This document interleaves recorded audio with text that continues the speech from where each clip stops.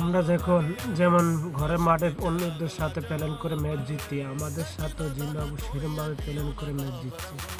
তার কারণ তাদের কোচিং প্ল্যানে আমাদের কোচিং প্ল্যান আছে এখন, কারণ আমরা তাদেরকে দিয়ে কোচিং করেছি এবং শিখছি। তার কারণে আমরা টপ দিই। আর তাদের একজনরা ছিল একচুট, আমরা তাদের সাথে পেরে উঠি।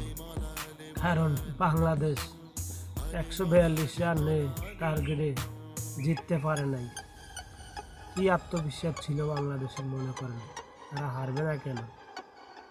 তাদের আত্মবিশ্বাস ছিল অস্ট্রেলিয়ার সাথে সিরিজ জিতছে, সেই আত্মবিশ্বাস নিয়ে খেলতে গিয়ে তাদের মাঠে হারছে।